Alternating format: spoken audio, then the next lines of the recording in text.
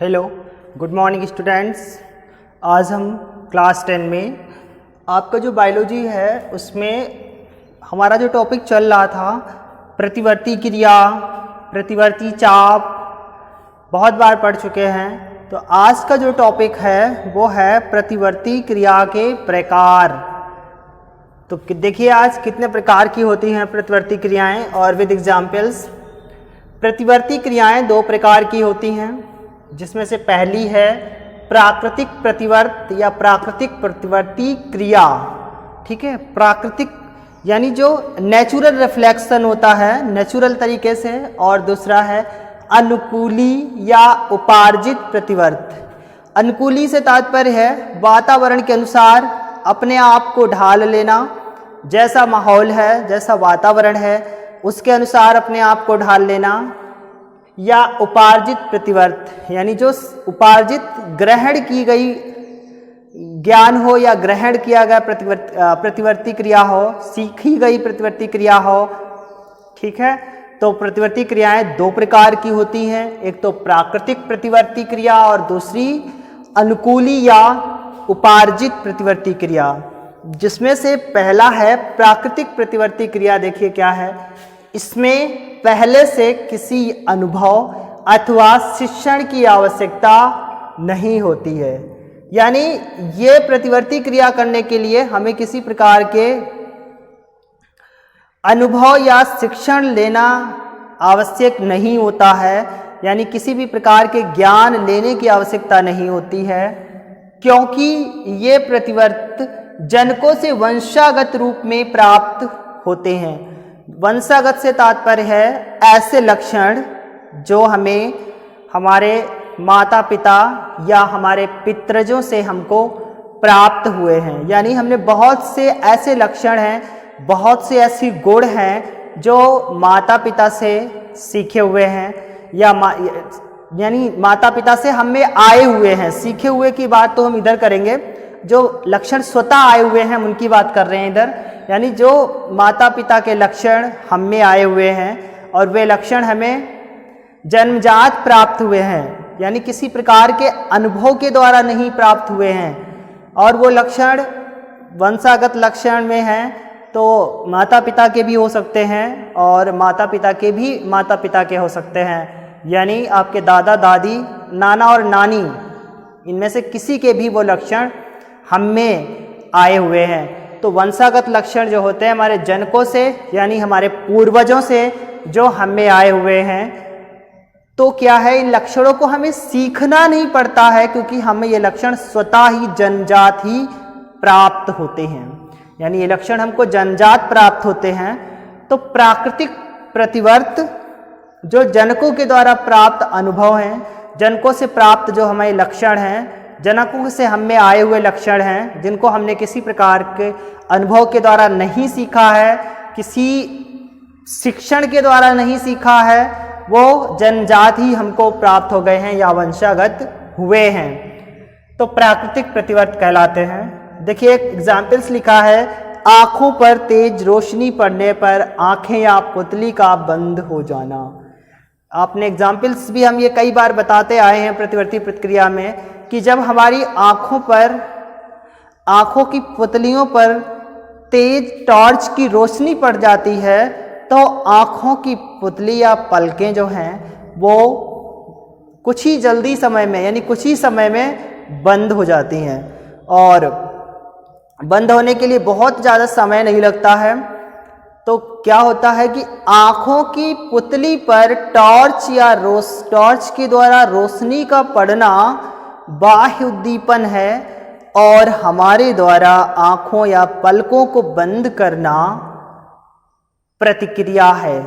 और ये प्रतिक्रिया जो है प्राकृतिक प्रतिवर्त यानी नेचुरल रिफ्लेक्स है, क्योंकि इसको करने के लिए हमने कोई अनुभव या शिक्षण नहीं लिया है कि कोई हमारी आँख पर रोशनी डाले तब हम आँख बंद करें, क्योंकि आँख स्वतः ही बंद हो जाती है। और ये जो लक्षण है ये हमें हमारे जनकों से वंशागत रूप से प्राप्त हुआ है। इसके बाद दूसरा एग्जाम्पल्स, खाना का गलत तरीके से सांस नली में चले जाने पर धसका लगना। देखिए हमारे जो भोजन नली है उसी के पास दो नलियां होती हैं, यानी फूड पाइप और विंड पाइप। श्वास नली और यानी जैसे वायु नाली, वायुनाल और फूड पाइप को भोजन नली कहा जाता है।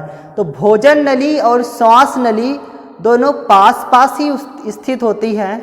कभी कभार गलती से जो भोजन है वो भोजन नली में जाने के बजाय सांस नली यानी वायुनाल, जिससे हम सांस लेते हैं, जिससे हम वायु लेते हैं, उस नली में चला जाता है। तब क्या होता है, हमको हिचकियाँ आना और हमारे गले में जो है धसका लगना शुरू हो जाता है। तो ये लक्षण जो है हमने सीखा नहीं है, अनुभव नहीं लिया है कि खाना जब सांस नली में चला जाए तो हम धसका लगेंगे। धसका स्वतः ही लग जाता है और वो हमारे सीखे गए अनुभव के द्वारा नहीं लगता है, ये हमें वंशागत रूप से प्राप्त हुआ है। तो ये भी प्राकृतिक प्रतिवर्त में आता है। इसके बाद शिशु की मुट्ठी पर कोई वस्तु रखने पर वह अपने आप कसकर मुट्ठी जकड़ लेता है। यानी कोई छोटा नवजात शिशु बालक हो, ऐसा बालक हो, छोटा हो, शिशु हो, उस बालक के हथेली पर आप किसी भी प्रकार का छोटा सा सामान रख दो, मान लिया कोई एग्जाम्पल्स के लिए सिक्के हैं या कोई खाने का छोटा सामान है, टॉफ़ी है या छोटी चॉकलेट है, तो वो बच्चा या शिशु क्या करता है कि स्वतः ही उस वस्तु को अपनी हथेली से ऐसे जकड़ लेता है, जबकि ये उसे किसी ने सिखाया नहीं है। यानी इसके माता पिता ने उसको ये नहीं सिखाया है कि जो है हथेली को सामान रखने के बाद जकड़ा जाता है, जबकि बच्चा ये कार्य स्वयं करता है, क्योंकि उसको ये अनुभव जो ज्ञान है ये जन्मजात प्राप्त हुआ है। यानी ये माता पिता जनकों के द्वारा उसको ये लक्षण प्राप्त हुआ है, जिसमें क्या है कि उसकी हथेली पर सिक्का या कोई वस्तु का रखना बाह्य उद्दीपन स्टिमुलस है और उसके द्वारा हथेली का जकड़ा जाना, ऐसे बंद करना क्या है, रिस्पॉन्स है, यानी प्रतिक्रिया है। तो ये थे प्राकृतिक प्रतिवर्ती क्रिया। अब हम देखते हैं अनुकूली या उपार्जित प्रतिवर्ती क्रिया।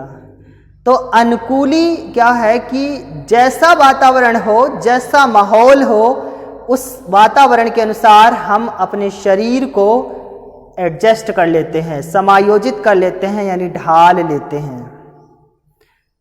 उपार्जित यानी जो हम देख करके, सुन करके सीख लेते हैं, अभ्यास करके सीख लेते हैं। तो लिखा भी है कि ये प्रतिवर्त अनुभव के द्वारा अर्जित किए जाते हैं।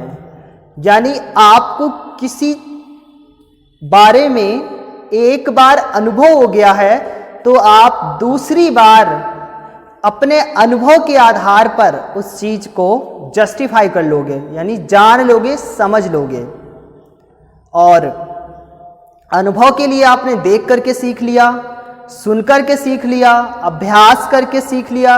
यानी सीख आप किसी भी तरीके से ले सकते हो, यानी माध्यम सीखने का कोई भी हो सकता है। तो वो अनुकूली या उपार्जित प्रतिवर्ती क्रियाएं कहलाती हैं। जैसे एग्जाम्पल्स देखिए, अच्छे से क्लियर हो जाएगा कि स्वादिष्ट भोजन को देखकर मुंह में लार आना।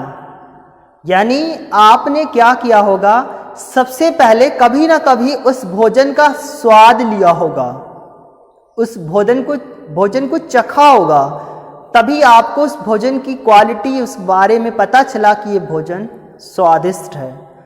जैसे किसी को पानी पूरी यानी बताशे देखकर मुंह में पानी आ जाता है, तो क्या है, बताशे आपने कभी चखे होंगे जिससे आपको उसका स्वाद अच्छा लगा होगा। मिठाई को देखकर मुंह में पानी आ जाता है, रसगुल्ले, छेने, तो आपने कभी छेने रसगुल्ले का स्वाद चखा होगा और आपने स्वाद चख करके उसका जो है अनुभव कर लिया कि ये व्यंजन जो है, ये मिठाई जो है स्वादिष्ट है। और जब क्या होता है, एक बार अनुभव करने के बाद अगली बार जब आपको कभी भी आपकी आंखों के सामने वो स्वादिष्ट व्यंजन या भोजन पड़ता है तो स्वतः ही आपके मुंह में लार आ जाती है। इसके बाद अगला पॉइंट है, साइकिल के सामने अचानक किसी व्यक्ति के आने पर ब्रेक लगा लेना। आपने जब साइकिल सीखी होगी तब ये अनुभव किया होगा कि हम अगर ब्रेक नहीं लगाएंगे तो किसी के ऊपर साइकिल चढ़ सकती है, दुर्घटना हो सकती है, स्वयं को चोट लग सकती है। इसके लिए आपको बताया गया कि आप किसी व्यक्ति के अचानक आ जाने पर आपको साइकिल में ब्रेक लगी हुई है, इनको ब्रेक लगाना है, यानी साइकिल को स्टॉप करना है, रोकना है, जिससे आप क्या होगा, दुर्घटना से बच जाओगे, सामने वाला व्यक्ति भी दुर्घटना से बच जाएगा, आपको चोट नहीं लगेगी। तो आपने अनुभव कर लिया कि किसी अचानक व्यक्ति के आ जाने पर, अचानक भीड़ आ जाने पर आपको अपनी साइकिल में ब्रेक लगाना है।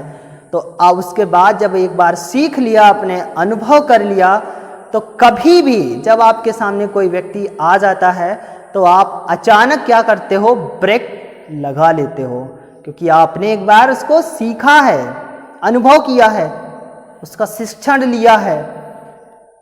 झुककर पत्थर उठाने लगने पर कुत्ता देखकर भागने लगता है।